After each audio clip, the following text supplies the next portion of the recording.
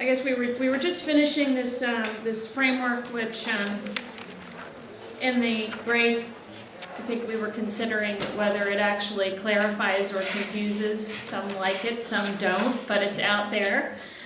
So we were finishing out this framework for Article 29, respect, protect, and fulfill.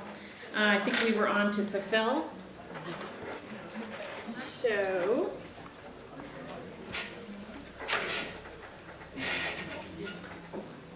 So any examples on, I think we were already getting started thinking about what the obligation to fulfill might look like in respect of Article 29. And remember, again, this requires states to take appropriate legislative, administrative, budgetary, judicial, and other measures towards the realization of political rights. So obligation to fulfill, what might that look like specifically? Any ideas, some specific examples under this obligation to fulfill? Yeah, I have one somewhere here. Or just to make all materials, everything regarding election and participation accessible in terms of materials, accessibility to vote, to participate. Okay, so for example, providing accessible materials, that might look like designing and making available for use a tactile ballot for blind voters.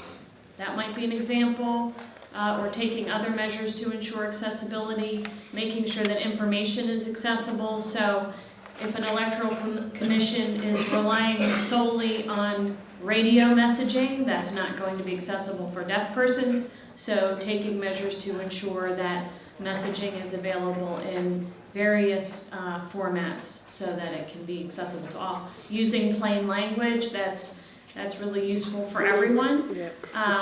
Using pictographs can be, again, helpful for everyone if you're trying to educate a voter on actually how to cast their ballot. There's a whole variety of methods out there that can make an electoral process accessible not only to persons with disabilities, but to everyone. Emmanuel? Hello. But I want to draw the attention of the organizer of this conference. So when I came in as a delegate from Nigeria, I'm from the Ministry of Justice, Lagos State. I perceived some set of flags on the table here, and I can't find Nigeria. We're talking about participation in public and political life. It's part of it. It starts from here. I can't see the flag of my country. So it has to be added. Because I presume you're aware of my coming. So it's noted, right? Wow. And it's kind of a big country, isn't it? With kind of a big population. Yeah, Nigeria. Not an insignificant country. Has to be included. Yeah. Talking about participation, right to participation in political and public life. We have an handbook here produced by my office, Lagos State Office for Disability Affairs. So in it, we have as part of the participation in the public and political life, social political life, we have a particular provision that states that when a PWD is being invited out to a function, social function, care provision should be made for caregivers, for the organizers of the particular event to provide people that will take care, that will make him or her enjoy the stay there. I mean, to actively, feel the vibrations as necessary. So it's part of an observation of the respect and the observation of the Article 29 with regards to participation in political and the public life. That is just my, contribution. Thank you. So what you're saying is that when there is a political function that people are being invited to, that there is supports available for people with disability so they can actively participate in the event. Yep, okay. And that would include things like making the information that's provided at the event available through sign interpretation. Good. And I'll tell them about the flags for next year. Zambia should be included as well. Yep. I'm going to get a list of participants next year and have a flag for every country. I'll ensure it, don't worry. Okay. Moving on, this is the last slide in this section that we're going to address. Can I just make a small point? The point is, laws are enacted. For example, in our country, day in and day out, laws are enacted. We also have our constitution. But till this date, I have not seen a braille copy, either of the constitution or any laws. Can we say that this amounts to denial of political participation as well, apart from accessibility, issue of accessibility? Is it a cross-cutting thing? Yes. Yeah, accessibility definitely is And cross- then in this framework, at what level we should look at it? Well, it would be part of the fulfill, because you're making available political information to people to have an understanding of what their rights are under the Constitution. So to fulfill that right, you should be making the information available in alternative formats. Yeah, because one argument which is thrown is, they say that you can read the information available on the website by using screen reading software.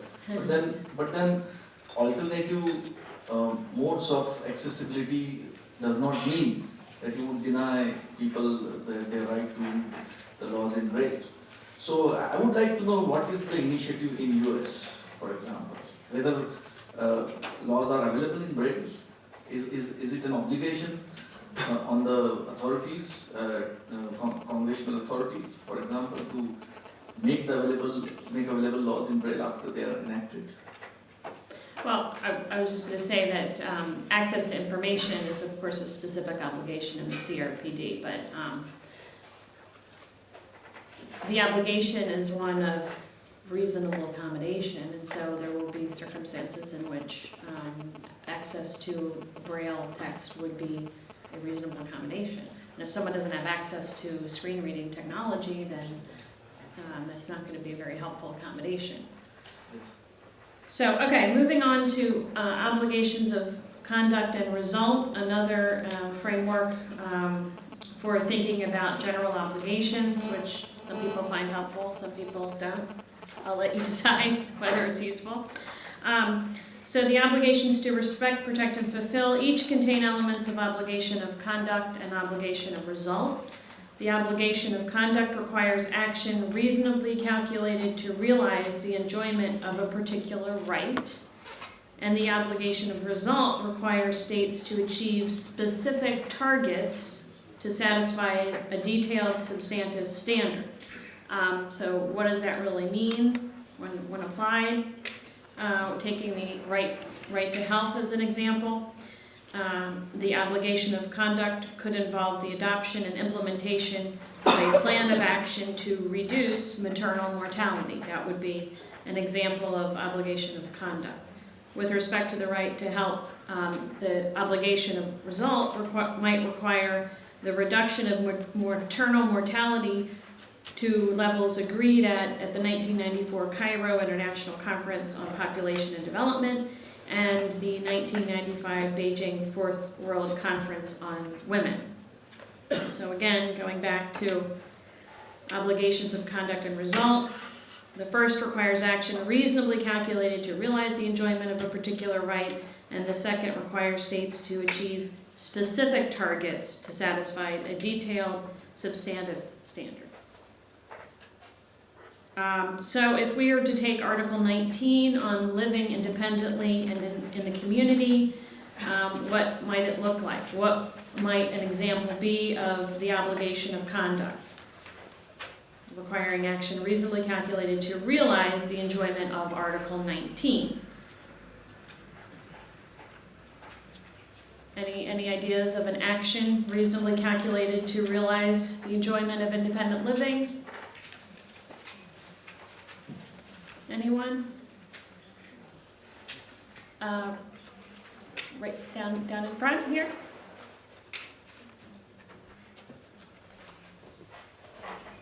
Yeah.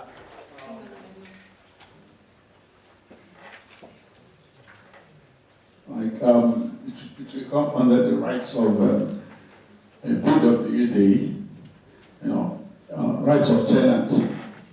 The landlord with the landlord, or the right or the obligation of the landlord. Emmanuel? It's too close to your mouth, yeah. Okay, an obligation of a landlord to a tenant who is a PWD, right?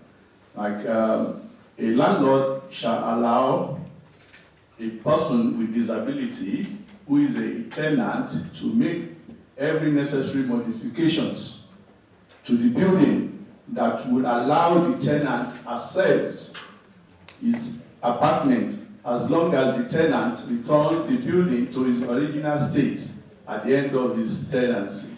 It's part of, a way towards making a PWD live an independent life. Thank you.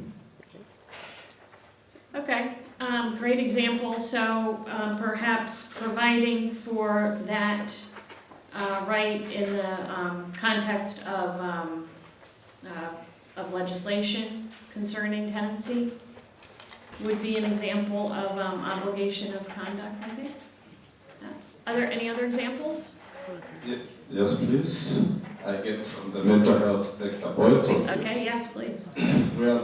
We have been seeing a lot of this practice where people with mental health problems are always made to believe that living independently is not something that they can enjoy, but living in an institution is their life, which has really been problematic. And we are trying to say, is it true that we can live in the community? The answer is yes. But the authority, the laws, the practice tend to suggest that the best place for people with mental disability is in the institution because they think we are a danger to society. Okay, so what could a state do to move towards independent living? What kind of an obligation does Article 19 require in order to achieve the realization of independent living for persons with mental disabilities? I think the state, especially in Ireland and I suppose other countries within Europe and around the world, is to get rid of institutions and get people with disabilities living out in the community, and what the gentleman had just said, with the required resources such as PAs and other resources that may be accessibility in their home, rather than that there needs to be more funding put into that. It's going to be more expensive to get people with disability living in institutions. That's going back into the old times, and we can't go back into that. Not in Ireland and not in any other country in the world. I just think it's going to be more expensive on any state for people with disabilities to live in institutions. Thanks. Great, so perhaps an obligation of conduct in that context would involve the allocation of sufficient budgetary resources into a plan to transition people out of institutions and into the community. Good. I think I'm going to send PAs, personal assistant, and I think the community should ensure that people with also intellectual and mental disabilities to live in their own home with direct payment on personal assistance. And then it's my daughters are doing that. They are intellectually impaired, and to ensure to do that without being more expensive, I am the lead road assistant, and I'm not paid. So it's not that difficult. I don't think it's going to be more expensive. It's another way of doing it. My name is Helga Blum from Norway. Thank you. One more quick comment up here, if I may. Yes.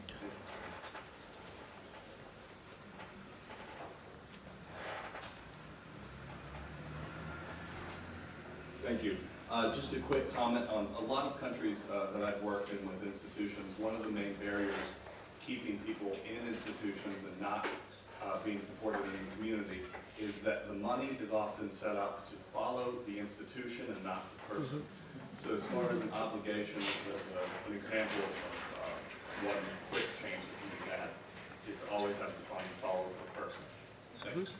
Great example, thank you.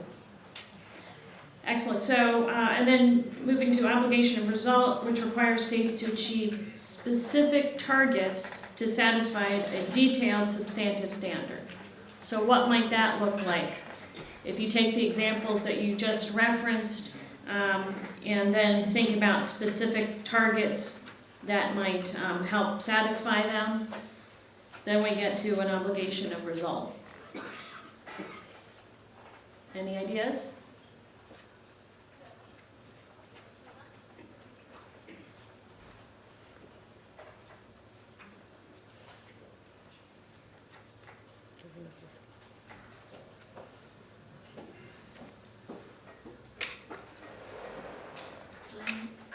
Might it look like increasing, say, the mental health care budget to ensure that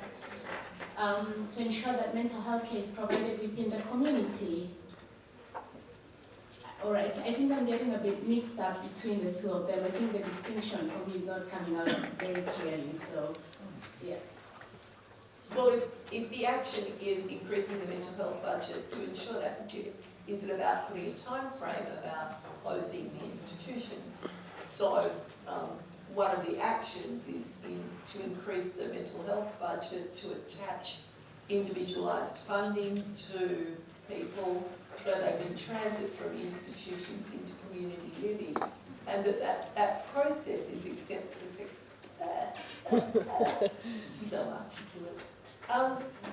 successfully achieved by a certain date.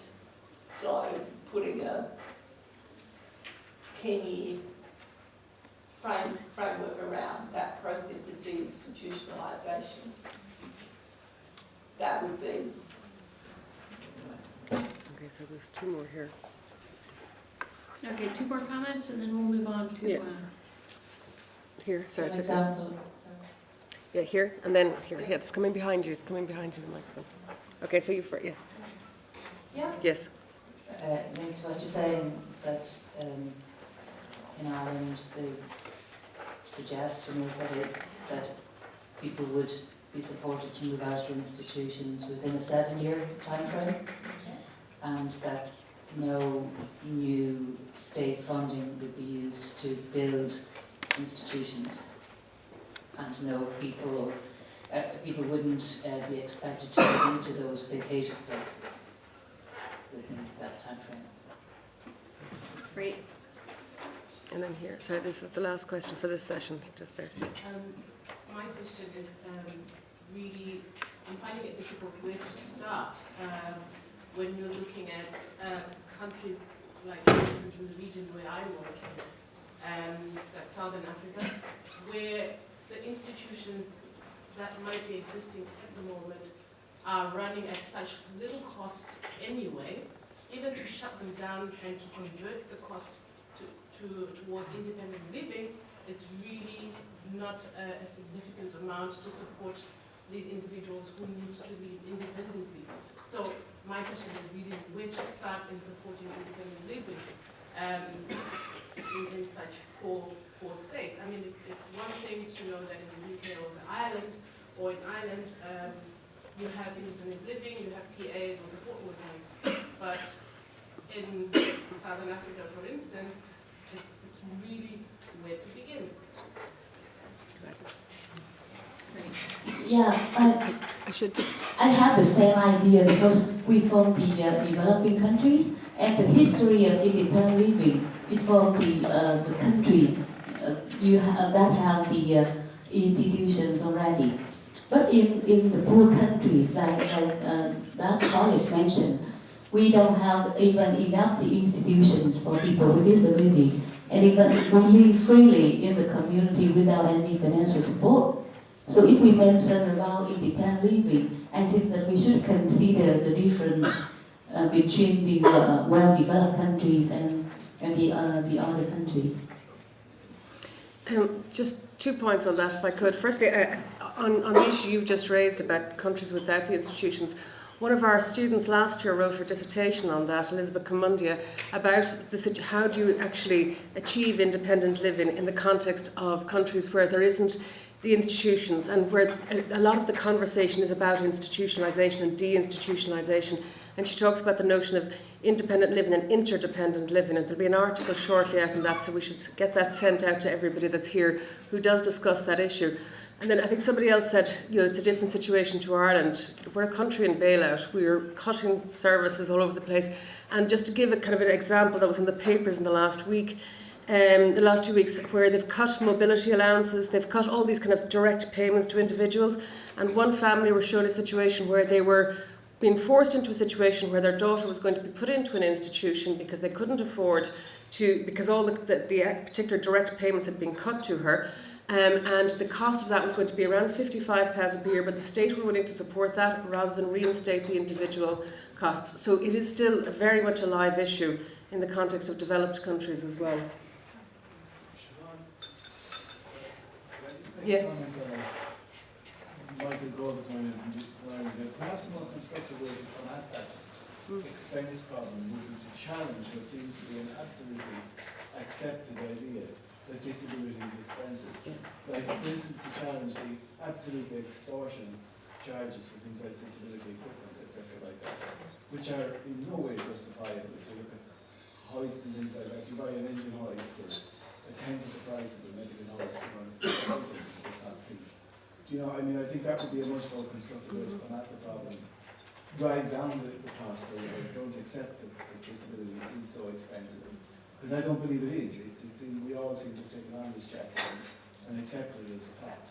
I don't believe it. And sometimes it's worth to turn the argument around and say how expensive it is if you type 2 these things. But that's exactly, I suppose, the point that young woman, I mean, her actual costs, the direct payments were a fraction of what it was going to cost her in the institution, but they didn't want to reintroduce the direct payments. So I think that that's exactly the point, that actually living independently in the community with her family, or living with her family in this instance, was a cheaper alternative, but that the state went for the more expensive alternative against their own policies.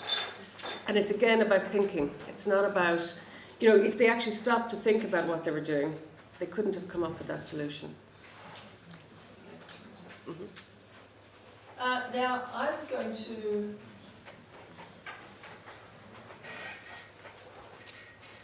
Right. I just have one small point. Well, we're going to start the next podcast. We may leave the points for a few minutes, and we'll take the next. We'll take in a few minutes. Okay.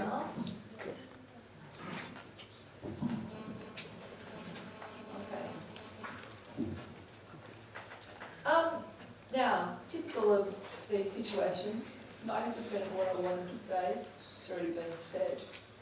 So this is going to be a little bit strange. I'll jump around a little bit. Hopefully it'll make sense in the end. What we want to do is build on what we've just been talking about in terms of the obligations that states hold. And specifically, I've been asked to talk about progressive realisation. Progressive realisation has been traditionally thought of in terms of the hierarchy or the dichotomy between civil and political rights, which have been traditionally seen as negative rights, and immediately realisable and economic, social and cultural rights, which are positive obligations on states to do take actions, being seen as progressively realisable rights. But it's become increasingly blurred if we look at how civil and political rights are to be fulfilled. And we'll come back to the table that Janet introduced in terms of the respect, protect and fulfil a little bit later. But I suppose what I want to do is just come back to the rationale behind some of the history behind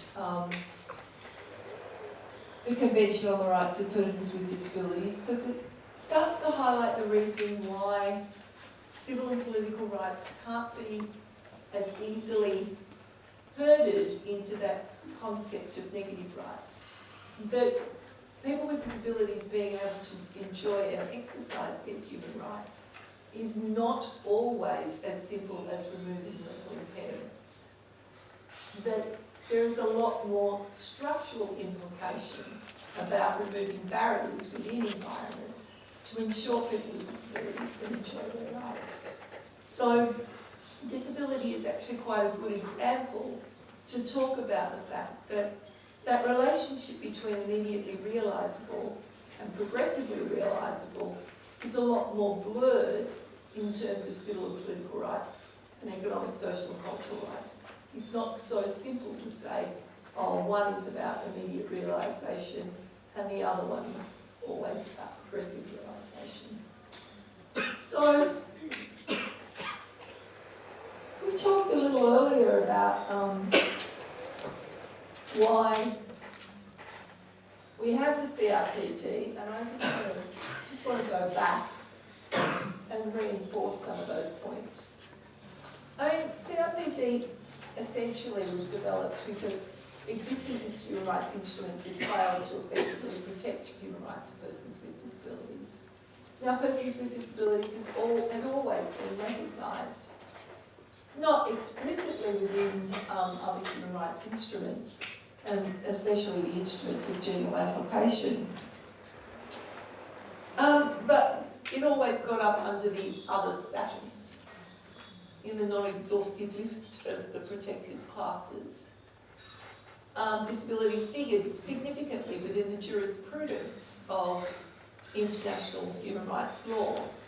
If you look at the Human Rights Committee, several of the cases that have gone before the Human Rights Committee, or significant numbers of the cases that have gone before the Human Rights Committee, pertain to disability. So it wasn't as if people with disability weren't recognised as a protected class. It was just that what actions were being taken didn't seem to be making any inroads into the lived experience of people with disability. So the Convention attempts to overcome this problem by ensuring that persons with disability are now highly visible rights bearers. So it really does focus people with disabilities as legal rights bearers and tries to move governments away from the concept that people with disabilities are objects of welfare and charity. So it's about really moving on from that medical model, individualised pathology concepts around disability that see people with disability as something to be treated or to be cared for and to be objects of welfare, as as passive members of the community, as opposed to active participants within the economic life of the community, within the social life of the community. It also is about tailoring and applying traditional human rights to some of the specific human rights problems persons with disabilities encounter. So, as I said earlier, it's taking the traditional framework of international human rights, which is established in the International Bill of Human Rights, and tailoring them to the disability context. And finally, it's about building capacity in human rights implementation efforts to effectively respond to the human rights of persons with disabilities. Don Mackay, the New Zealand chair of the ad hoc committee meeting for the, basically 3/4 of the meetings, continually referred to this convention as an implementation convention. So it's about building capacities within governments and giving clarity and much more normative content to the obligations that states hold to persons with disabilities. So it was about building their capacity to implement their obligations to persons with disabilities.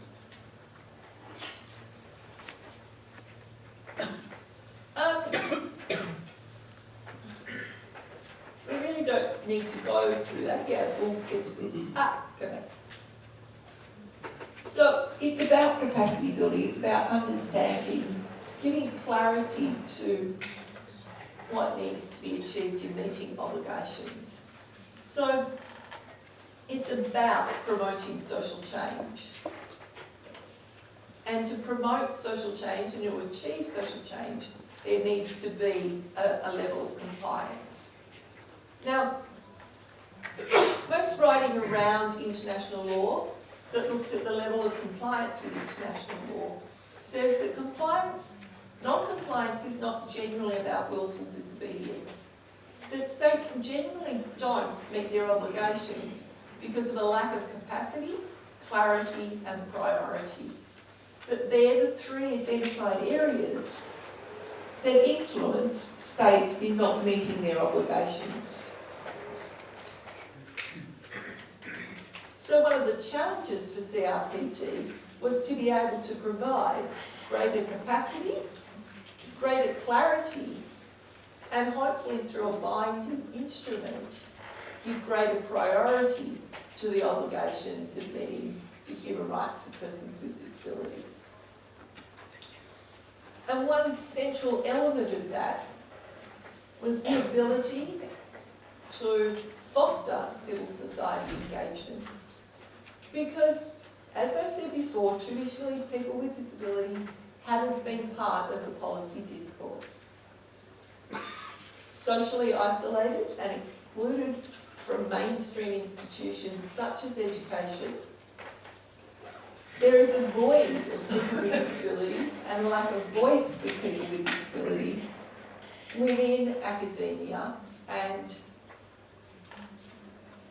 civil service or public service. So policymakers don't have that knowledge base. And so bringing in civil society or organisations of people with disability was a way of building up that voice and building the capacity and the knowledge around the lived experience of disability. Now, civil society engagement with the human rights process has, until CRPT, been very much an informal treaty body practice. It was only through the informal procedures adopted by certain treaty bodies that civil society shadow reports and participation in observing negotiations was able to happen. Civil society engagement has always been slightly contentious.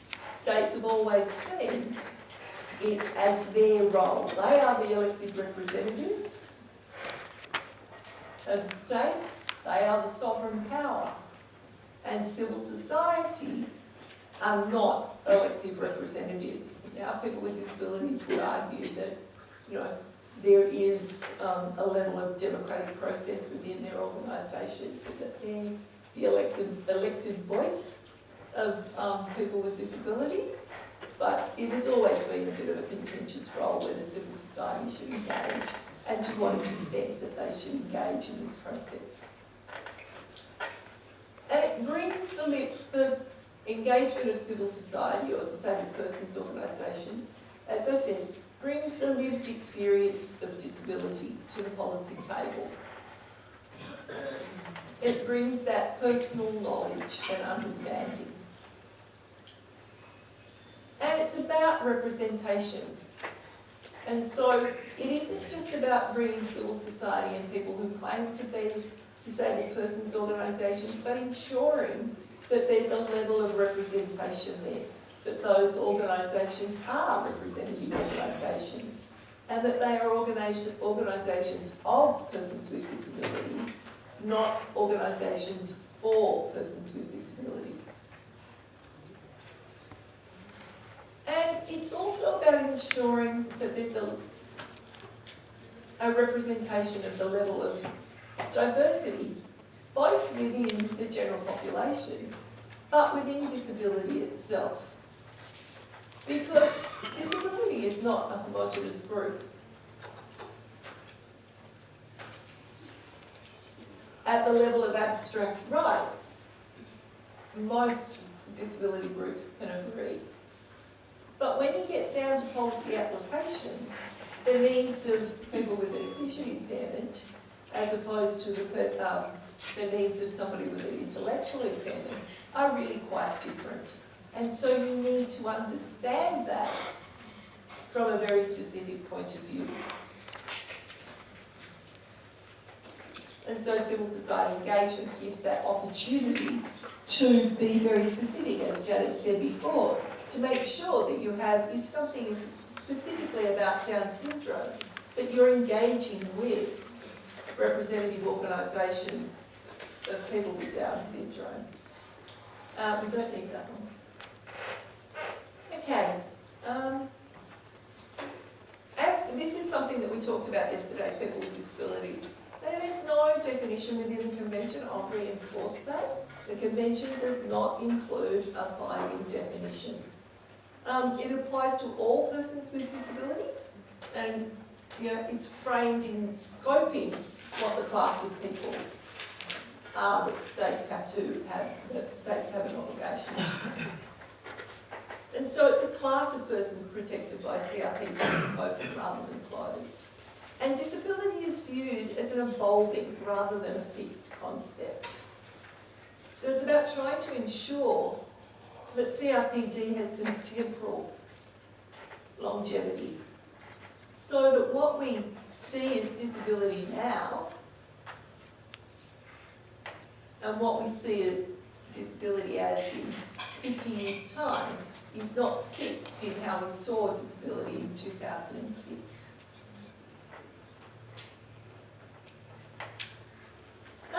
Just to go back over the structure of the Convention, I mean, Janet and I come back to the structure of the Convention time and time again, because if you understand the structure of the Convention and you come to know the structure of the Convention, it really does help your interpretation of each and every article a lot easier.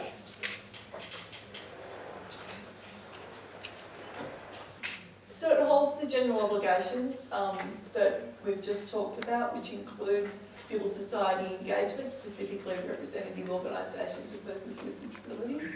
That is one of the major innovations of CRPD. It was seen as a fundamental capacity building process, and I think it's been incredibly successful, and it will be incredibly successful.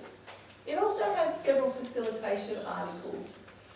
The general principles, Janet's favourite article, and then there is the two specific population group articles of women and children that start to build on the concept around multifaceted discrimination and double disadvantage. And then there's awareness raising, accessibility and data and statistics. These are seen as measures that need to be taken to ensure that rights can be fulfilled. And then we have the debate about whether some of these rights are new rights or whether they're just translated rights. And I put my cards on the table before. I believe these are purely translated rights. I believe that we are just looking at the core human rights as identified in the International Bill of Human Rights, and these are just being looked at through the disability prism. So equality and non-discrimination introduces reasonable accommodation into the definition of discrimination for the first time in international law. Freedom from violence and abuse picks up from elements of the Convention on the Rights of the Child and develops it further. Protecting the integrity of the person, drawn essentially from jurisprudence around the Convention Against Torture, but also taken from the European Charter of Human Rights. Living independently in the community and personal mobility are a translation of freedom of movement. And then we have various implementation measures. So they're not rights per se, but they are implementation measures that states should take to ensure other rights can be exercised. So situations of risk, rehabilitation and habilitation, access to justice, and international cooperation. And I would add in there accessibility, but I have so many debates with a certain person on the other side of this room over that I was being diplomatic. Okay. So, state obligations.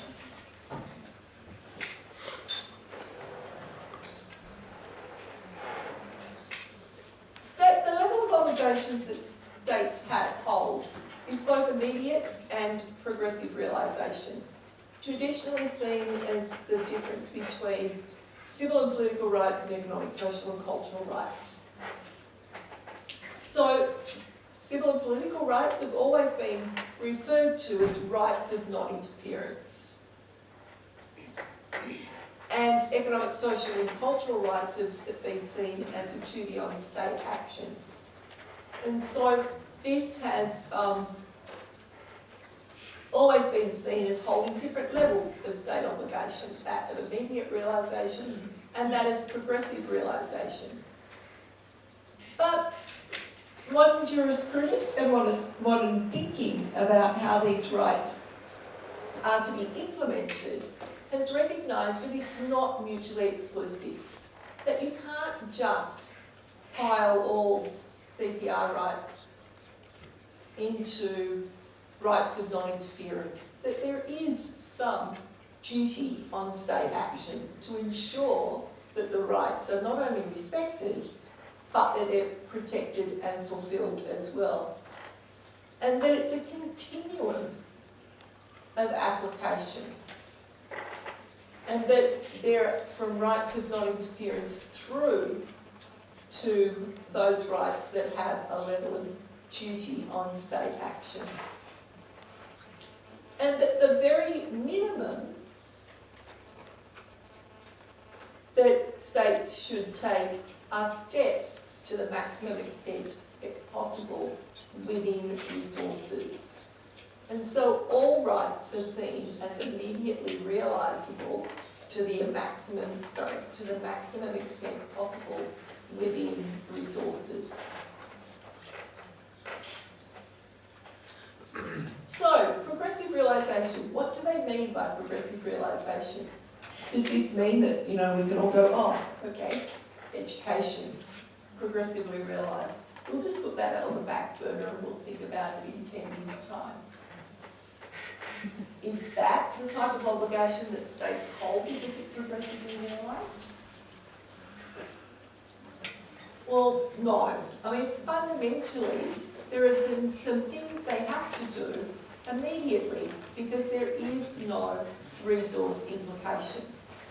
It is quite within states' power to do things that don't hold resource implications. So, respecting people's rights. So all those elements of non-interference. So if there's elements of, say, education, legislative elements of education that deny people with disability the right to education, they can be repealed, they can be nullified, they can be modified with no resource implication to the state. So they are immediately realisable and should be immediately realisable. But when we move to elements that need to be progressively realised, what are states being asked to do? Well, they're being asked to take steps.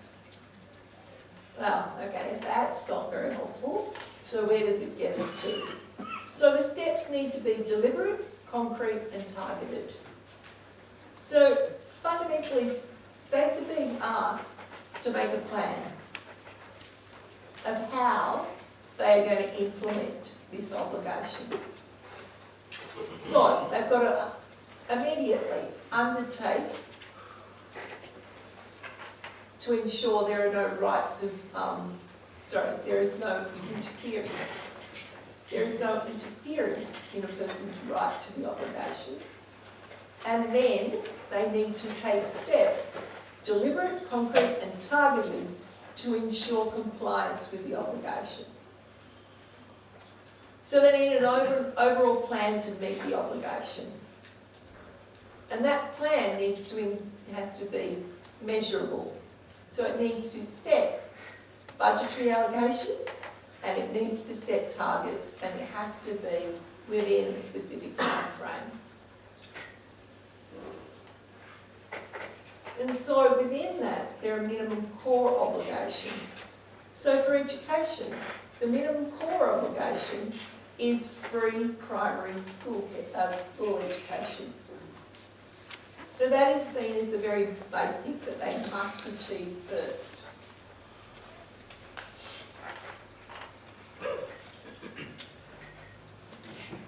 And that you cannot rise the issue that you need international cooperation to meet those goals. So we cannot meet the minimum core obligation unless we have international cooperation or international aid. So they need to be able to demonstrate how they will meet the minimum core within their resources. Okay. So, what are measures? Legislative measures. So legislative measures are having legislation in place that ensures the right stage of education, having legislative framework that ensures that education is inclusive, adopting certain principles within, I went a step too far. So, having legislation in place to ensure the right to education. Then adopting principles within education to ensure that education is inclusive.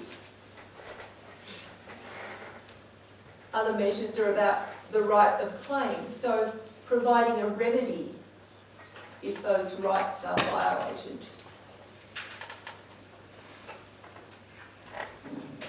And that could be through the provision of non-discrimination. So a prohibition of discrimination in education.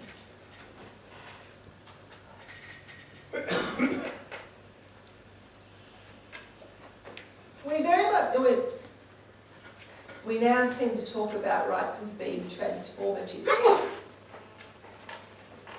And what do we mean when we talk about rights being transformative? Well, rights being transformative is trying to get to that process of social change that I was talking about earlier, about moving forward towards more inclusive communities.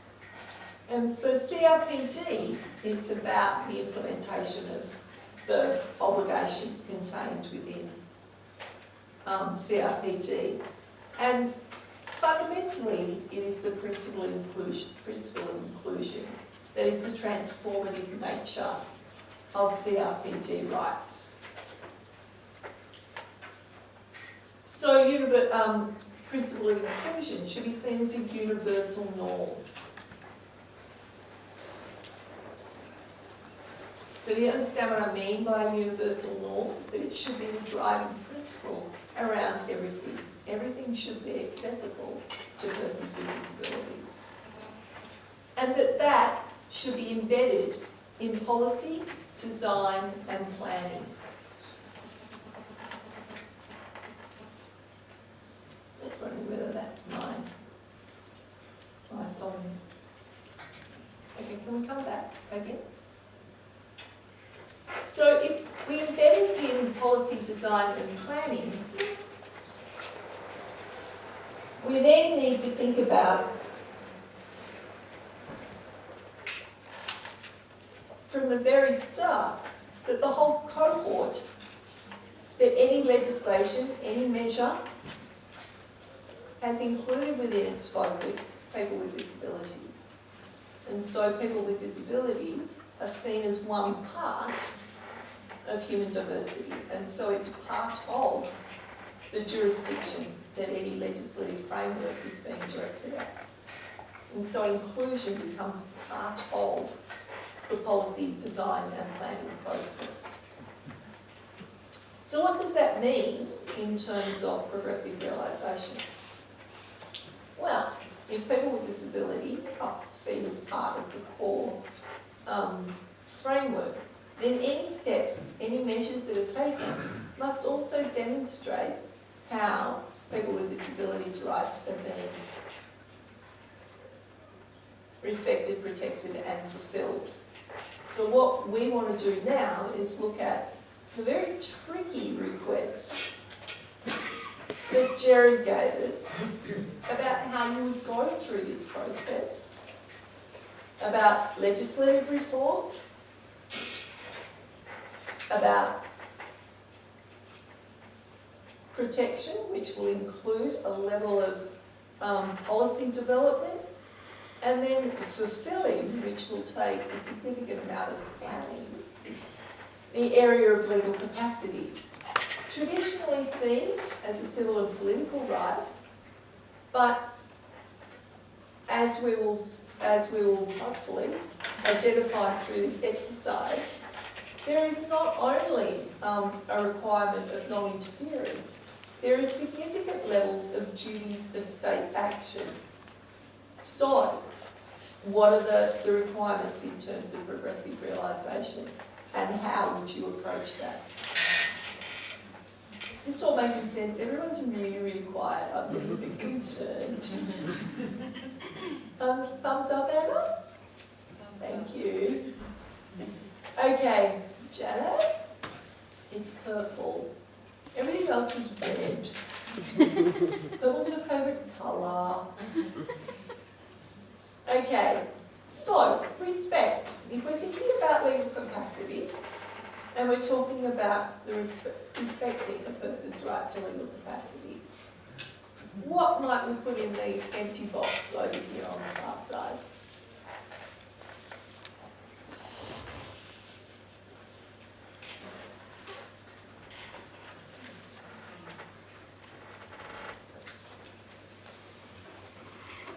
So we're talking about those immediately realisable elements of legal capacity.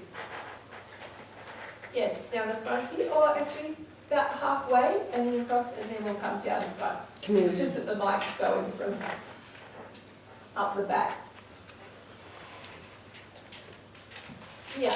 Maybe I would start by removing guardianship legislation. Sorry, what was that? I would start by removing guardianship legislation. Removing guardianship legislation? Yeah.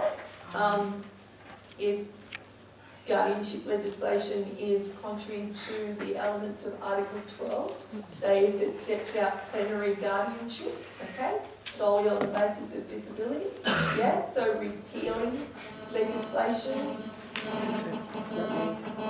Jenny, I'm going to grab my phone and stick it up on the table. Is it in here? It's in my back. Okay. Cindy, do you have a question? So Alberto, will you read out? It was mentioned. No. Yeah. Oh, sorry, So if you it's could not call on. out this question here. Does anybody know whose phone it is now? It's not mine. Okay, sorry. Does somebody have a question ready? I have a question. Okay. Yeah, well, have we got the mic down here? Yeah, with the mic over here. Let me, since the mic is there. Sure. Okay, I was thinking about repealing laws that don't give persons with disabilities capacity to Yep. throughout the country. Okay, so if there is legislation that denies legal capacity to persons with disabilities, repealing that is definitely an immediately realisable right. It would have to happen immediately before that point of ratification. Yeah? Somebody here, will you react to his question for you? Yep. Sorry, long comment. Talking about the distinction between CPR and ESCR, while researching one of my papers for the LLM course, which I am doing here, I came across a piece by one writer in which he advanced the notion that the African Charter makes little distinction between CPR and social economic rights, and that one of the results is that this hazy distinction has resource allocation implications. This was an issue in the Bureau versus the Gambia case on the treatment of mental health patients and violation of their rights. The government of the Gambia went on to repeal the archaic. So the government of the Gambia went on to repeal the archaic Lunatics Detention Act and align legislation with international norms. But when you think about the resource implications, progressive realizations, etc., the African Charter does not seem to come out clearly on such qualifications. This is more of a comment really, but your clarification or elaboration on this is welcome. Like, how can Africa strike a balance between CRPD and its charter in light of the resource implication question, putting in the legislative initiatives not backed by resources or remedies? Isn't the African Charter's definition of socio-economic rights problematic? I guess what I would do is just summarize the case that you referred to, which is, just so everyone's on the same page, you may not know about the case that you're referring to, which is from the African Regional Human Rights System, and that's a case, Purwitt and Moore or something versus the Gambia. Really interesting case which involved violations, a number of different human rights violations against persons with mental disabilities who were in a psychiatric hospital in the Gambia, and they were detained under this Lunatics Detention Act, tellingly named, archaic piece of legislation, and there were a number of different violations, including health rights violations, as well as political participation rights were removed, etc. And so a number of violations were found by the court. And there are some interesting things that the court had to say about resource constraints, because of course the government of the Gambia was arguing that there were tremendous resource constraints and that this prevented them from putting in place an appropriate system or having in place appropriate conditions, and the court did not buy that at all. So there's some interesting things said about resource allocation, and that the court acknowledged that the Gambia was a very resource-poor country, but nonetheless, this did not excuse at all the conditions and the human rights violations against these persons who were in the psychiatric hospital, and that even a resource-poor country could certainly put in place measures that would protect these individuals, and also that their political rights should not have been removed, etc. So really interesting case concerning disability issues and concerning this issue of progressive realization and resource constraints. Do you want to deal with it as a comment, or I can't give any greater clarification. I mean, I think the African Charter, not one of my great areas of expertise, but from what I understand, you're quite right. It doesn't clarify any difference between civil and political rights and social, economic and cultural rights, and so that element of progressive realisation is really unanswered. But I mean, to the extent that it really is still unanswered in the international arena as well, because we still raise, I mean, people still raise this point time and time again of it's progressively realisable, as if there's no element of immediate realisation within economic, social and cultural rights. And that's not quite right. And that then the other side of the coin, that it's a civil and political right, it has to be done right now. And so, well, we can't sign up to this if it has to be done right now because there are serious resource implications. And it needs to be that we don't have clarification. These various indicators that it should be seen as a continuum, and that the rights are immediately realisable when there is an obligation of non-interference. But that when there is an action, there is a positive duty on states for action, that there is some level of progressive realisation to the maximum extent possible. And that that's the threshold measure that needs to guide how states' actions are measured. Okay, there's a comment here. Does that help? Just on the issue of progressive realisation, and it may sound like a slight deviation. In the African context, the problem is more often than not so much the African Charter, but actually the fact that the socioeconomic rights are not in the constitution of the particular country as a right as such, but as a directive of state principle or something that doesn't really look like a right. And for that reason, it's not justiciable in the national courts. And that's also how the governments generally get out of the progressive realisation. The African Commission on Human and People's Rights, which is the treaty monitoring body, or one of them, of the African Charter, pretty much looks to the international interpretation of socioeconomic rights around the Charter. So that's not the controversial issue. The issue is whether socioeconomic rights are under the national constitutions. Oh, and whether they're justiciable. I mean, that's the age-old argument, justiciability of economic, social and cultural. So, and that's pretty much the difficulty that we also come up against around the CRPD, whether it's domesticated or not, because that's the argument in that context. Yeah, I mean, the Committee on Economic and Social, the Committee on Economic, Social and Cultural Rights suggests that they are justiciable, and that there are measures that can be, there are ways in which economic, social and cultural rights can be measured in a justiciable framework. Sandy, Brad, Sandy? Sorry, my apologies about you. It may be a digression and you can choose to answer when, according to your time.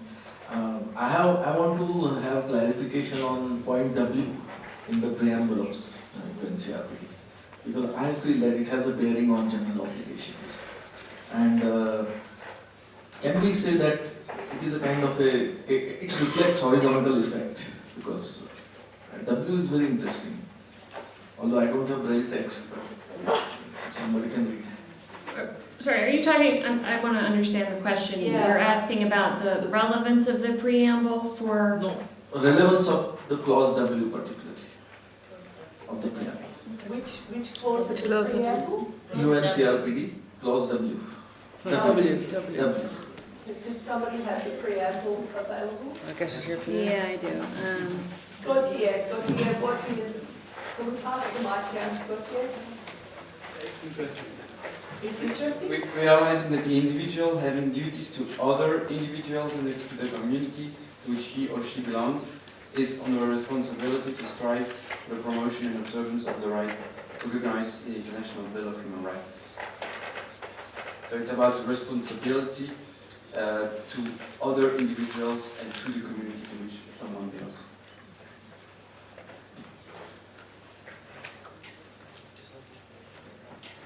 So duties on the part of individuals, I mean, that's something that is recognized in the African Charter in contrast with other human rights conventions. Yeah, and it's no different to the provisions within non-discrimination of acts of individual acts of discrimination to be protected.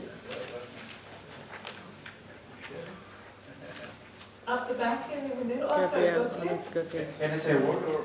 Yes, of course you can. Yeah, please. Oh, well, I want to move on to the next one. Okay, I just wanted to say, is there a problem? No. Yeah. No, just a little thing about these economic, social and cultural rights and civil and political rights. I believe that this terminology should be abandoned, very simply. Yeah. Why? I know that the category of economic, social and cultural rights is actually a garbage category. Because they saw that they put some rights together, they called them civil and political rights, on which there was an agreement in the Western bloc, and the rest was to be put together. We could have had civil, political, and cultural rights, for instance, if there was another agreement.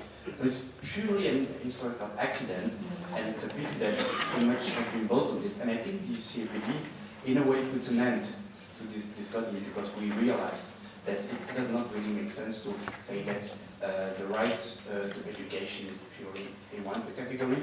In many countries, including in mine, some people have no access to mainstream schools just for legal reasons. Although they can come with their own reasonable accommodations to this school, this is refused. Yeah. So there, I don't see why we speak about economic, social, and cultural rights. And if you see, for instance, if you speak about access to justice, has also to do with economic and social issues, especially for more vulnerable people. So that's one point I think we should forget about this separation. And that was the intention in the beginning in the Universal Declaration of Human Rights. And second thing, maybe about this respect, protect and fulfill, that it's of course very useful to understand what kind of obligation a state has. But I think sometimes it is useful, but it has its limits. And I think something which is very important as well in the convention is that it's about non-discrimination. And for instance, reasonable accommodation is a very, very strong tool. Because, as you said, whatever the legal framework you take, they should take this or accept that this may should be taken in a particular situation. So you can really have concrete measures within a tribunal, within a school. And then, of course, you have broader measures which facilitate accessibility. But I think maybe it would be interesting to see that we have different approaches that can also be helpful to implement the convention. Okay, there's one more question in a sense here, there, Elizabeth, there behind you. And then we should move Yeah, on to okay. protective of the... Yeah.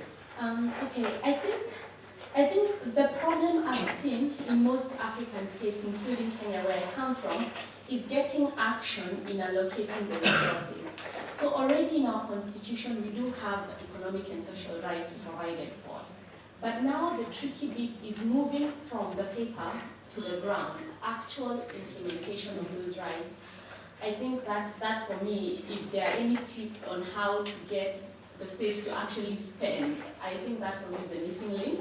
A second comment on this is that as a result of the state not taking over these duties, what has happened is that DPOs and other sort of international NGOs come in to fill in the gap.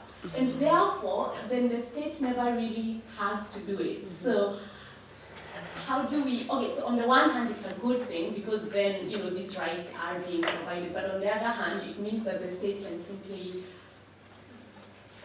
you know, yes, Step so. out. Yeah, exactly. I mean, Okay, the state can't get around its obligations by shifting it over to others. And I think that you raise a great point. I think raises the question of what form of advocacy can we as disability rights advocates usefully engage in order to make progress in this particular context. I think some of the most interesting advocacy work being done to address resource issues is using human rights budget analysis advocacy, which of course requires that a government's budget actually be open and transparent and accessible, and it also requires of human rights activists or disability organizations that they have the tools at their disposal to undertake budgetary analysis and then advocate with the government around that. And I think traditionally, disability organizations have very often been very narrowly focused in their advocacy, perhaps on a single government ministry, maybe the Ministry of Health or the Ministry of Social Welfare, and certainly not engaging with ministries of finance and ministries of planning.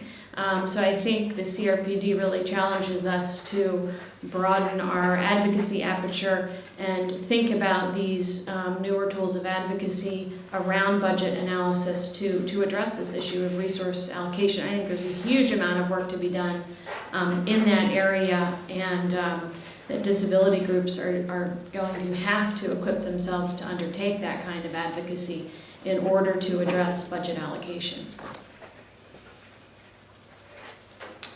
I agree wholeheartedly. We might just, I feel the obligation to fulfil Jared's request that we look at progressive realisation and, well, not just progressive realisation, but the implementation around legal capacity. So let's start thinking about how one goes about protecting the right to legal capacity. So we've removed legal impediments. We've gone through the non-interference prison. We've established the right to legal capacity. How do we protect that? What mechanisms? How do we make sure that states prevent violations of the right to legal capacity by third parties? And themselves. Yes. May I be allowed to combine the two? One, I think from experience in our trying to develop a new mental health law, we have learned that actually government would want to rely very much on professionals. Okay. And they're relying on professionals. I'm sorry to mention this, but I can also, in a small way, say that we are also psychiatrists by experience, which can as well help drive the agenda of mental health in any given country. But what we have experienced on legal capacity, government would not want to listen to this other sector, which is professionals by experience, but they would want to listen to professionals, is it by training, which also has made it very difficult for us to move, especially on the issue of legal capacity. And as far as professionals are concerned, we are of unsound mind, we are lunatics, we are idiots, and they would want to create a law that will promote that. So I'm just trying to find out, because yes, I've got a mandate. As I go back home, I need to make this concept very clear, or else we are not moving in the next 10 years, because the approach that we are using, where it involves professionals professionals, yes, we are also professional by experience, is actually not bringing us together. But at the end of the day, it is about we are into this issue together. We can find solutions together. And we implement such piece of legislation, plans together. So we are trying to see how. I'll end here, but I want to go home a happy person. With help out there.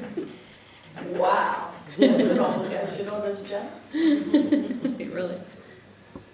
No, look, you're quite right. And I mean, what Janet was talking about earlier with the general obligations is there is a clear obligation on states to include persons with disabilities in the development of any legislation that affects them. And I mean, and that is about talking with the groups that are relevant to mental health legislation.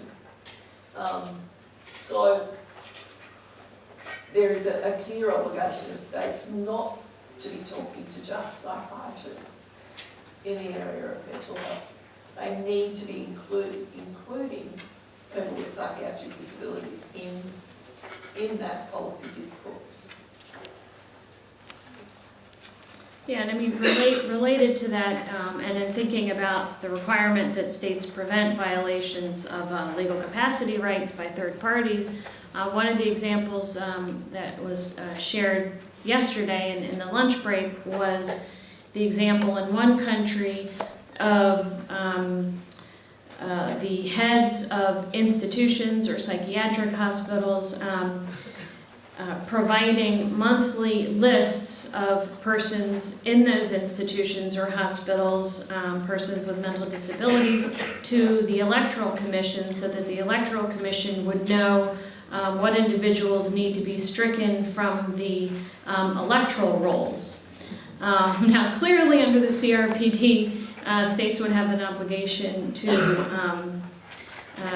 address those kinds of things, you know, whether those institutions are run publicly or privately, and they would certainly have to have a system in place whereby political rights were not being, you know, stripped in this kind of way. And so the removal of those sorts of policy provisions are an immediately realisable element. But if you wanted to, if a country needed to put in place mechanisms where there was legal redress for people who had had their legal capacity removed in any way, it might require the establishment of a tribunal. And that may require resources that they don't have available. So they would need to be able to develop a plan of how they would set up a relevant tribunal and allocate budgets to that. There's one more question up here. No, Mike's all over. Mine, in terms of the obligation to protect, at least in African context, we will have to have a system that can monitor, especially families, because if one is perceived to have a mental impairment, the family is the first one chaining this person or locking this person away, but also denying this person a choice to get married, and all these issues happen at family level, at community level, and not very much with the legal system because it's more informal. And it's at that point there is no excuse for government not to act and prevent that this systematic violation of respect of rights, of privacy of persons with mental disability are subjected today in the community. So it would be, I mean, trying to intervene not much by law, because law it's not a problem there, it's just our practice. We as African inserted families, we don't respect the privacy of a mental ill daughter or son, and then we accept that he walks naked just because he's mental ill. So that's bad, and the government should act to protect it this way.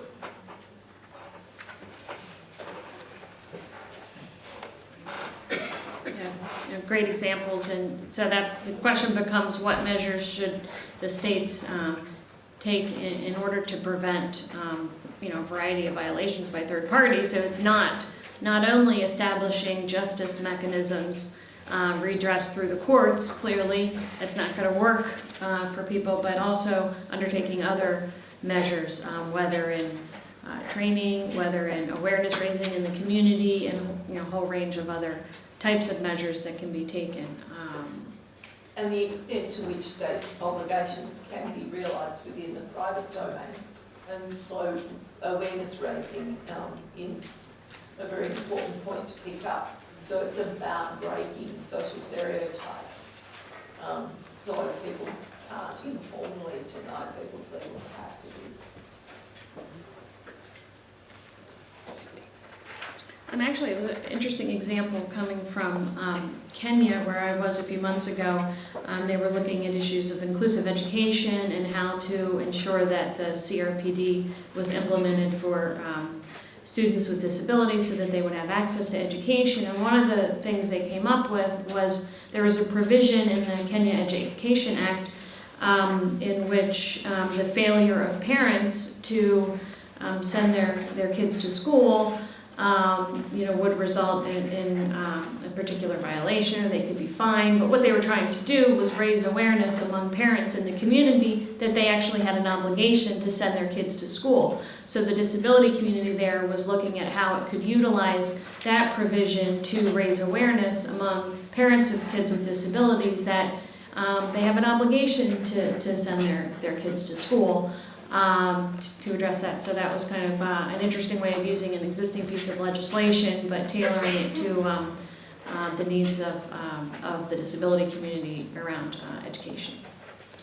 Okay, if we move on to fulfill, we'll start to look a little bit more about how things might require a bit more structured approach and the steps around progressive realisation.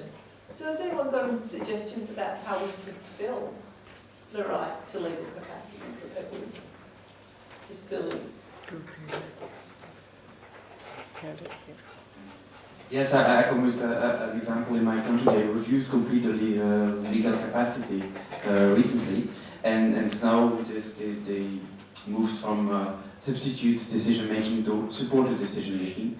It looks very beautiful on paper, and one of the problems is that it will be for the judge to decide how far a person can exercise its legal capacity. And one question, the main question there, is the training of judges. Yes, that's right. Yeah, it was exactly. So training of judges would certainly be one measure in order to give full effect to the new legislation. And so training of judges, if it has a resource implication, that, I mean, somewhere like Belgium wouldn't be able to argue, you would say that should be immediately realisable within Belgium's resources. But there may be specific island nations that would say, well, we would have to do this progressively over the term of, say, the recruitment of the judges as well. And so they could set, budgetary allocations for training to happen over the next several years, and that they have a plan to ensure that all judges are trained over a 5-year period, say. Jonathan? So there's one in the centre at the back as well. And then Eric up on the right. And this is the guy at the back first, yeah. My humble view is that a measure one would take to fulfill the right to legal capacity is also to empower the PWDs themselves with information and so on and so forth, the laws, so they have the capacity to actually make that. Okay. So we're going to go to the speaker here next, then up the back, then over here. Okay, so that's the order. I'm just conscious now. Besides training judges and setting also the procedure on how to practice legal capacities at the degree of it and when and how, I think we need also to train the families of people with mental disabilities on the issues of legal capacity, because most of the time, like in our region, infringement or violation comes from within the family itself, not only the government or the legal or judicial system. So I think also families need to be educated in that, and society needs to be educated in that as well. Families can be great facilitators for people with disability in terms of their opportunities, but they can also sometimes be great barriers to people being able to exercise their rights. I just wanted to say, it's not so much about training or about legal capacity, it's about actually fulfilling of the right. In this country, for instance, in services, somebody has a right to make a complaint, but that leaves, and I would imagine it's the same in any other country. People feel very vulnerable in that kind of situation where they're in an institution or something. In this country, you can't make a joint complaint. In other words, you can't take maybe 4 or 5 people together and thereby strengthen each other to make a complaint. Complaints are individual or not at all. Equally, you don't take class actions in this country. It's the same situation, and I think that at a service level and at a day-to-day, everyday level is a huge issue that needs to be addressed. The singular nature of the right is a problem that needs to be looked at. And that's where the facilitation article of access to justice comes into play. And so you would look at what are the barriers that are created for people accessing justice to have their rights both protected and fulfilled. Eric? Thank you. And for the application of legal capacity, I would just stress that we also think not just about the law of people having the legal right to capacity, but also situations where people are de facto denied their legal capacity. I've been in plenty of institutions, psychiatric hospitals, adult care homes, where the director will say, oh, every adult here has their full legal capacity. We make sure of that. But in reality, 75% of their pension goes to the institution. They can never leave. They can't get employed. They can't be supported to get an apartment outside. So in reality, they have absolutely no control over their lives whatsoever, despite the fact that they legally have their capacity. That's a great point. It points to the failure on the part of states to effectively monitor what's going on in those institutions. Absolutely. Yeah, one point which I would like to stress is, it is one thing to train the judges, but quite another to also look for appointment of persons with disabilities as judges. And I wonder whether any study has been initiated to see how many judges, around the world, how many persons with disability have been appointed as judges. Because I think the convention, the message of the convention is nothing about us without us, and legal process cannot alienate persons with disability. I am myself a victim of litigation, and therefore I can say that without considering or without giving opportunities to the persons with disability to act as judges, we cannot achieve the final targets. So, have you thought about it? I mean, what is happening in countries like yours? I believe that in UK they are talking about bringing diversity in judiciary. I've read somewhere. But what is happening in other countries? What is happening, for example, in Canada, US? Are we learning any lessons from South Africa, where Justice Yakub Right. That's what I was thinking of. One of the judges of the Constitutional Court, and our Chief Justice of India had to say that he was hypnotized by his legal acumen. I think this is a fabulous point of discussion and sharing for the lunchtime hour. I do know that in some countries there have been shared by our folks at the CRPD committee explicit prohibitions in domestic legislation against persons with disabilities being judges. So there's certainly a lot of work to be done in that area. I'm not aware of a specific study, but I think there needs to be a tremendous amount of work done in this area. I think Janet just beat me to it. I was going to steal a phrase from Jared and say we think we have a right to food. So since Jared isn't here, I'll steal the phrase. But as a good academic, I did give him credit, so we better remember that. I think we need to give Janet and Rosemary a huge round of applause for their tour de force this morning.